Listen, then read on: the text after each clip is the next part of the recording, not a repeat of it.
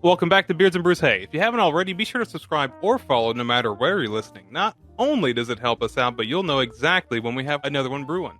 Gentlemen, it's about time we pay our respects to the great state of Texas. This is Pee-wee's Big Adventure. This was also my first big adventure with 98-pound Pee-wee. What a way to do it. Yeah, dude. It's a hell of an intro, almost to the point of overwhelmingly strange. Yeah, I think you and I, Brady, are just a little bit too young for Pee-wee's Playhouse. I didn't get my first taste of that until it moved on to Adult Swim in like the early 2000s or something like that. Never seen this movie before literally today, so man, that was something. Nice. Well, I mentioned before the cast, I had never really reached out into the Pee-wee world, but through osmosis and my siblings being 14 years older than I am. So when you brought it up, Brady, to do this, I was like, man, this would be a perfect time to revisit. And you know what? Personally, I think it's a big goof. Big goof for sure. This fellow in his crazy adventure to retrieve his bike. The parts that really resonated with me, number one, Danny Elfman scores this, and when he gets to do things, that's awesome. And for a Tim Burton movie, it doesn't really feel like a Tim Burton movie until it does. And then when it does, it's a lot of fun. Yeah, this was his first full-length feature film, so he hadn't really gotten the chance to become Tim Burton yet, but you can see some steps of it here. Yeah, I was going to bring that up. This definitely feels like proto-Tim Burton. Okay, they're giving me a big lump of cash and a silly idea. Let's see what happens. Yeah, you can really see some of the, especially in the neighborhoods, you can see some of the things that would become like the neighborhood in Edward Scissorhands or Beetlejuice or things like that. But it's a little bit too normal, especially the first, say, half of this movie. Yeah, which is really funny to say because as soon as this movie starts, you immediately run into those wacky Rube Goldberg inventions in Pee-wee's house and stuff. He's got all this shit from his show, and there's just so dang wacky. Oh, the first thing I was going to bring up is there is a bike race that he's running in his dreams, and the only reason I really want to mention this is because where he ends up, that park is definitely walking distance from my apartment. It's crazy how little has changed in 37 years. Yeah, almost 40. Man, I don't even want to hear it. He's a fucking cheating asshole, and that bike wasn't regulation. He was zooming by. Oh, yes, the Tour de France, right? He wins the Tour de France and totally isn't Southern California. The Eiffel Tower is right there. Yeah, you're right. I mean, he either won a race over there in Francais or Kings Island, so whatever. Yes, I like that. For people who maybe don't know what Pee-wee Herman is or who he is, he's a, early 80s, early 90s television star? Early 80s to mid 80s, and then this was I could be wrong, this was the cap off, right? Yeah, The Big Adventure. It's 85, so yeah, he's definitely an early 80s star. Oh, okay. Well, he's like a fucking ventriloquist doll come to life. It's weird. For sure. It's super weird. And it's a weirdness that, even as a casual viewer, I'm going to go ahead and say it, allegations aside, art from the person, it is weird. It's super weird, in fact. He comes off as, sheltered child kind of thing. And as the movie plays along, I kind of got the feeling of just oh, this is just Captain ADHD having a manic day. You know, he gets his bike stolen, and now he's having a flare-up of the old object permanence, you know? Yeah, just, oh, god damn it, my tism's flaring up today. Gotta go get it.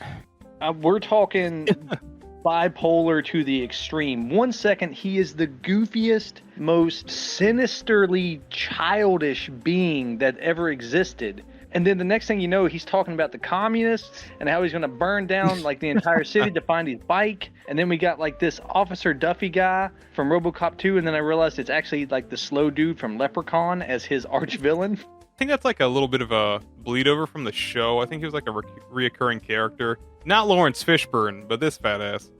He's goddamn Cowboy Curtis. There he is. We didn't get Cowboy Curtis, but we got Elvira as a biker lady, and I saw her immediately. As soon as I saw her, I went, oh shit, that's Elvira, because I'm fucking hot for Elvira. I'll be honest, 10 minutes left in this movie, I was like, didn't Brady say Elvira was in this? And I had to look at the credits to see who she was. Never noticed her. Yeah, she's not the character, but she pops up in that biker scene, which is pretty choice. Yeah, all the little, almost vignettes, but not quite vignettes. Those are a lot of fun, but I'll be honest, man, the first 45 minutes just kind of stunk, right? I've got it even in my notes. I'm going and I'm kind of complaining in my notes, and there's, the little bits that are pretty funny. And then down near the bottom, it just says, and all this, and I'm 45 minutes in, frowny face. It's a real rough start. Like, I won't say, like, the first 45 minutes are sullied, but, like, man, you have to get used to Pee-wee. Like, there's just a cold open, and you just have to choke it down. Everything up until, like, his actual bike being stolen is just so boring. Like, there's so many wacky things happening, and there's the characters that show up, and he has an amazing crash on a bicycle that he just absolutely brushes off that I thought was hilarious. But everything else around is just like, okay, we're all waiting on it's basically a road trip movie. Yes. I think a big part of it is they wanted to do an introduction for the character for the people who hadn't seen Pee-wee's Playhouse, and that introduction lasts far too long. We get it. We understand who he is. We can move on to the real movie now. Yeah, and how dare you try to entertain me by him drowning a giant man. Oh, man. You talking about whenever he broke into dude's house? That's like 6 fucking crimes. I wonder if he will get that plead down. Ooh, that's a rough one. Hell, Odd Job couldn't even shut the door on him. Can we talk about who is this kid and why does he have a swimming pool as a bathtub? I think he's just supposed to be like piece of shit rich kid, you know? You're like, I want your bike. That's the one thing I can't buy. Yeah, to me he just comes off as like Louis Anderson. Ooh, I really wish it was, because his depressing everything is just great. He's got some man titties. But yeah, he gets his fucking bike stolen, and we hop on the road for this adventure. And this adventure really kind of starts out with him hitchhiking. Again, very slow start. They try to show you Pee-wee's funny side with him using this oversized thumb and stuff like that, looking like goddamn Uma Thurman out there. And then next thing you know, he's getting picked up. And I don't know the actor's name, but I'm pretty sure he was in Tommy Knockers. And that's all I know him from. Yeah. I'm not quite sure who this is, but like, you did bring up the whole hitchhiking thing. And I just had this like running theory that Pee-wee actually just dies multiple times during this movie, and he just has like an extra life or some shit. Because he's straight up just like laying in the road after he's thumbed, like someone just ran his ass over. It's like, well, alright, at least there was a checkpoint. Maybe that's why Large Marge sent him to put it to Simone before he hops the train with the old fucking hillbilly guy. Is that something like that? Is that why Simone was so like lodged to his hip? It was like, oh, Large Marge, she knows what's up. She's already tasted it. Oh no. She had some of that 98-pound Pee-wee. No, we saved the movie theater till the end. But no, the reason this whole thing gets started is he goes to see a fortune teller, and she's like, give me money and I'll tell you where your bike is. It's at the Alamo in the basement, because there's a sign that says Alamo outside. That's totally it. Yeah. Okay, so the joke is good, but the delivery is bad. I think this goes along with like this being like a really early Tim Burton movie, because like he's really good at this like liminal visual pun kind of thing, and this would be kind of totally up his alley, but it's just like so flat. She just looks outside. It could have been any sign. It could have just been like, it's in yield, no U-turn, and then he would just leave. I think you're right. Also, I think something has to do with like Tim Burton didn't do any of the writing for this. This was all Paul Reubens and Phil Hartman. Phil Hartman, yeah, I remember seeing that in the opening credits, and he does pop up way later in the movie. Man, that dude was talented. Yeah. Even though like Pee-wee's on this big adventure and everything, he kind of has this like, I don't want to say side girl, because like he's amazingly uninterested in this woman. Actually, a lot of women just throw themselves at Pee-wee during this film. What's that about? Yeah, I'm not sure. And he just shows them no matter at all. Like, let's be honest, Dottie, she can get it. The actress's name is Elizabeth Daily. She is most well known for being the voice of Buttercup in the Powerpuff Girls. The more you know. Oh, shit, yeah. The missus was like, that's Tommy Pickles. And that's all I could see for the rest of the movie. I didn't know about that one, but now I might have to go rewatch some Rugrats. If she's the voice of a couple of underage boys, you think he'd be more interested. Oh, no. So, he's hanging out with Dottie, gets his bike stolen, bad guy is there. And after he breaks in, like we were discussing, did you guys, whenever he's apologizing to the villain character, he's like, Paul Rubin, in my opinion, if you gave him a serious role and it was a dark role, I think he could fucking excel. But his dark side showing through in this Pee-wee getup is just unsettling. Maybe that's the vibe they're going for, but not knowing what Pee-wee is, coming into it blind, I was just like, this is fucking weird. Yeah, I was actually going to bring that up because I think that's what causes a lot of the dissonance is that the Pee-wee Playhouse version of Pee-wee, very bubbly, very colorful, loud, you know, something definitely for kids. But like, this is a Tim Burton movie, so this is him interpreting or trying to interpret Pee-wee into like, I think this is kind of a dark comedy, like a light dark comedy, or trying to be. Yeah, for sure. Not terribly successful. This is way darker than than Pee-wee's Playhouse for sure. Like there are some references to death in here. There's Satan's helpers, the motorcycle gang. I mean, this ain't exactly a kids movie. They even go to Texas. Definitely not a kids movie. But how do they get there, gentlemen? On the rails, all right? They're on the fucking rails. There's Large Marge, and she's got like the Beetlejuice stop motion animation claymation face thing, and I was like, oh, that's neat. I've seen that before. Never knew what it was from, and it was a shock, an actual shock to see that like coming at me in the frame of this movie. It is, it's not supposed to be there. Yeah, that could describe a lot in this movie, just out of nowhere, and then you're in Texas. Also, kind of like time-wise, it feels like very idiosyncratic. Like I feel like a lot of the visuals are like straight out of the '60s, and then you got like a motorcycle gang and like these bikers who look like they're really into dirt biking, who couldn't have come from anywhere but the 80s. It just doesn't sync right up to me. I think that in particular has something to do with just like that whole throwback stuff. We just see it now all the time. Like right now, the 90s are huge, but like 30 years behind the 80s were the 50s. And I saw that in spades, especially when they're in that like shopping district or whatever, the one that he made the model of. It looks just like fucking JCPenney's from 1959, you know? Yeah. Yeah, no, I couldn't agree more.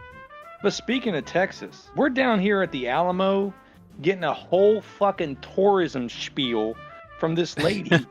And man, oh man, is that accent something special. In 1718. That is Peggy Hill. That is nobody else but Peggy Hill. Hey, you leave her size 14s alone. But like, as soon as I heard her, I was like, damn it, Peggy. Get out the Alamo, damn it. I sell Pee-wee and Pee-wee accessories. I feel like there's a couple of little rest stops, a couple of those little vignettes that we haven't talked about on the way. He actually gets in with a guy who's actually like an escaped convict. We mentioned the railroad hobo. That's a fun little scene until Pee-wee has enough of his little hobo tunes. Oh, you mean like a drop of his own medicine in his own movie? Like, hey, this guy's too much. I gotta get the fuck out of here. Welp, rolling off of this train. Time to just go be manic somewhere else. Insert Texas. Yeah. Not only is it a great state of Texas, I hear it's also a great stress dissolver. Stress dissolver? That's the secret word of the day! Pee-wee L. Yes. I'm just gonna let that one ride. This is a bit sour. It's got a little bit of that strawberry lemonade flavor to it. Definitely tastes more like a beer than strawberry lemonade. It tastes like a traditional beer, but kind of like one that's gone bad, and then someone's poured in their Arnold Palmer or something. It's not the worst thing that I've ever had, but this is not my preferred type of beer, sour, strawberry, or lemonade. Well, you know what? While you're sitting there trying to remember what the worst drink you had was, I'm over here remembering the Alamo. What about you guys? Yes. You gotta remember the Alamo, because that's the only way you can fucking pull your pants up big enough to jump into a rodeo. Yeah, but fortunately, thanks to Cowboy Curtis, this was not his first rodeo. It's pretty good. But I mean, he's still pretty inept. I mean, we're totally not going to bring up the first time he was in costume in this movie, because let's just not. But yeah, he's got to like disguise himself from some, I don't know, federales. He's got to get away. Are there any Mexican-American people here today? Well, buenos dias. That had me rolling. It was great. She, like, whoever that is, Peggy Hill, she just is the finest public servant. Just everything Yep. she delivers, just like out of pure spite, and she has to. Adobe, say it with me. Adobe. Yeah, so she was wonderful, honestly. What I like though is the rodeo bit is a bit. For me, it wasn't the best. He goes to the motorcycle leather fetish bar with the Hex Angels, and they get into their shenanigans, and he knocks their bikes over, and then he does this weird fucking tequila dance, and dude, I was cringing so hard through that whole bit. Why does he dance as though he has muscular dystrophy? Well, it's listen. He tried to confuse everyone pretty heavy-handedly. It was super effective. They hurt themselves in their confusion. They totally Ooh. did, because they're about to tear this guy apart, Elvira included, and they're like, you know what? Let the stick man dance. Yeah, they end up making him an honorary member of the Satan's Helpers.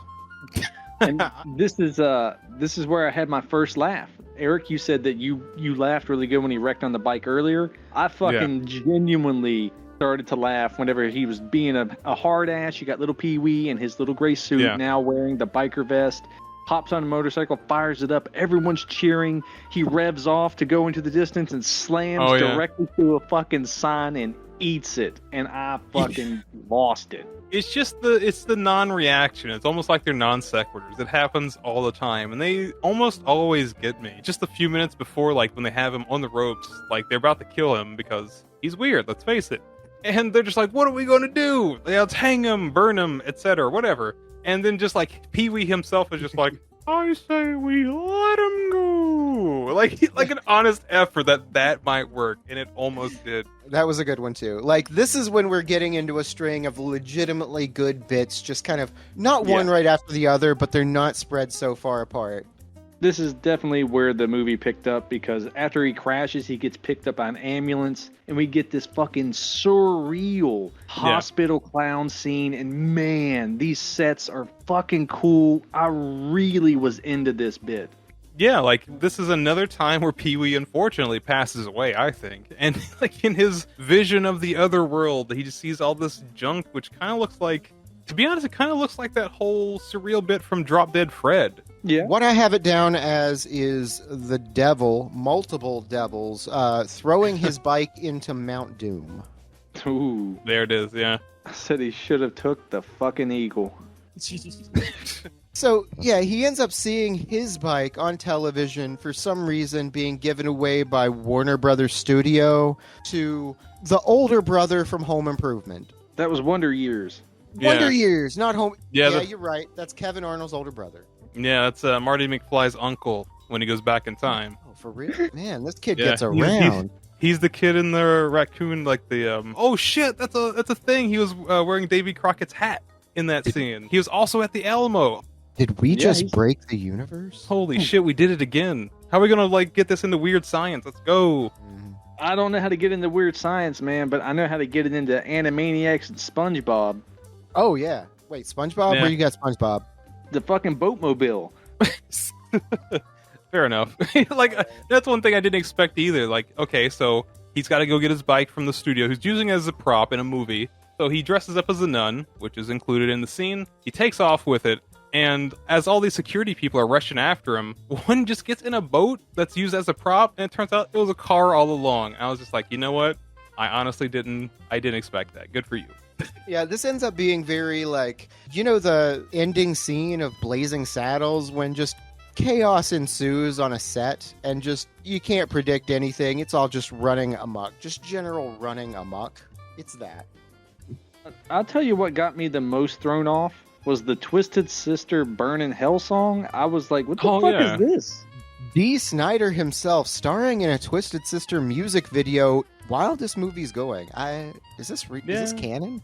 I mean, I've seen Hugh Jackman try to be Wolverine while he's playing King Richard III, so, I mean, that's fine, but I think the only thing that threw it off and made the whole thing kind of worthless is, like, they just picked some B-side fucking song. Like, I've never heard it before in my life, and I'm just like, sure.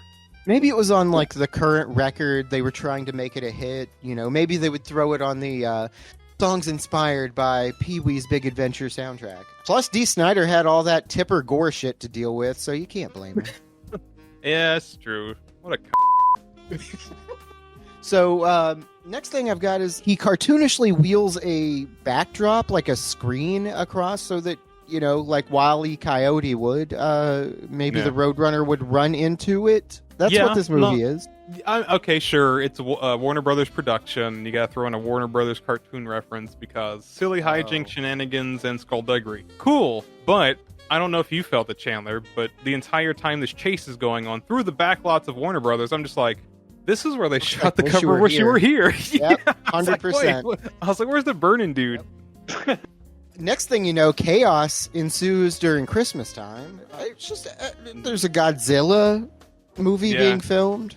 This scene is 5 minutes too long. It just goes on, no real payoff, because he ends up at some pet shop where he's rescuing the pets. Stakes last. And then all the people go, hey, you Pee-wee, we know that you just ruined 5 sets and all these movies, but by God, we'll forget it all if we can have the rights to make your movie.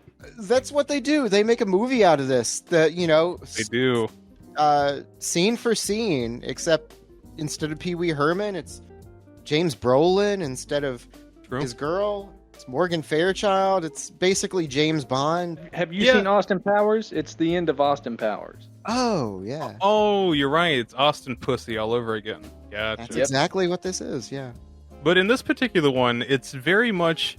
I'm watching a remake of the movie that I'm watching right now in the movie that I'm watching right now. Yeah, where Pee-wee does a cameo in the movie that he's doing a movie in. And I will say, his good. Cameo was my second laugh. Yeah. All right? Because he's just in the background staring at the hard camera. It's awesome. He looks, he's trying not to, but he looks at the camera twice, and it's so obvious that he does. There's a lot of this movie that definitely feels like it's in spite of studio notes and stuff like that, and just to have the moment where, in universe, he's just like this regular guy, he's got a movie made of him, and he gets to make the cameo, and they fucking dub him. The joke lands so well. Yeah. There's another little gag kind of like that a little bit earlier when we're at the studio and he asks a guy, this big beefy superhero looking guy, hey, do you know where so-and-so is? And he's like, yeah, I don't know. Hey, Liz, do you know where it is? And then the showgirl is like, yeah, it's back that way. I don't know. Yeah, me either. It's just this movie does kind of peter out, unfortunately. Just like a bike, just coasting to a stop. Yeah, it kind of ends the way Big Fish ends, where it's like, oh, hey, here's all of the people we've met along the way, and they're all just here to hear about the story and to end the movie during the credits. A little spotlight in that scene. I'll agree with Brady. It drags in a little too long, like that pet scene. But they had the convict guy in a prison bus, and when Pee-wee tried to give him a hot dog. Thanks for trying, Pee-wee. Yeah, I was like, all right, fine. There's one more gag in this movie, slam in the middle, that we haven't discussed. Not even a gag, just at the restaurant, at the little diner, we have that waitress or whatever that also throws herself at Pee-wee, and they end up having a chat, and her boyfriend just goes crazy on him. For what reason? Because Pee-wee put it to her like no one ever has, and Big Andy, overheard that and flipped his shit. Oh yeah. Well, it's the whole setting, right? He winds up in that theater place with the giant fake dinosaurs. He meets up with that one girl, and he becomes a sexual tyrannosaur. Yes, that's exactly what he is. Because he put it to her like nobody else ever has. I can just sit here and shake my head. It's all I can do. Yeah, Pee-wee, the name. It's ironic. Well, for me, Tim Burton and Danny Elfman shine when they can. The music, some of these sets and the way they're delivering, it just didn't land with me. I guess the best way to put it is the things that made me enjoy it the most are the things that I can see other movies borrowed from it. It was a lot of inspiration for a lot of movies that I enjoyed. So I guess this film to me walked so others could run. No, I get that. I liked it better than you two. I guess if I had a description outright, I would call this a flawed gym. It's very rough around the edges, but man, there's some gold in there. It's a little unfortunate because the gold is good, but this movie's a little structured kind of improperly. It makes it kind of dry and a little slow at times. but there's enough goofs in here to keep you going. I think definitely don't expect a masterpiece. Yeah, honestly, the first half of this movie, as I've mentioned, is somehow not weird enough for me. I think they were really trying to dial it in to like bring people in, and then Tim Burton at some point was just like, nah, we got to get weird with this. And once he does, it becomes pretty good. I think if they leaned into that a little bit more and maybe threw some more musical elements, this could be like a cult film that's just like, you don't really get it until you see it. Until they do that, it's just, it is. Well, there you have it. That was Pee-wee's Big Adventure from 1985, the year of our Lord. If you have any strong feelings about the show or the movie, leave it in the comments section below. Make sure you hit the like and subscribe buttons down there. Be sure to hit the little bell icon too, so you don't miss what we have brewing up next. Listen up. Got to get down there in our description. There's going to be a link. You're going to click it, and that's going to take you to all of our content on all of these different platforms. Give us a shot. We're kind of funny. Some things are hits, some things are missed, kind of like Pee-wee's Big Adventure. And, you know, if you don't listen to us, we'll let you ride the big old bike, and then we'll hit the little button and shoot you off with the ejector seat. And everyone will go, huh?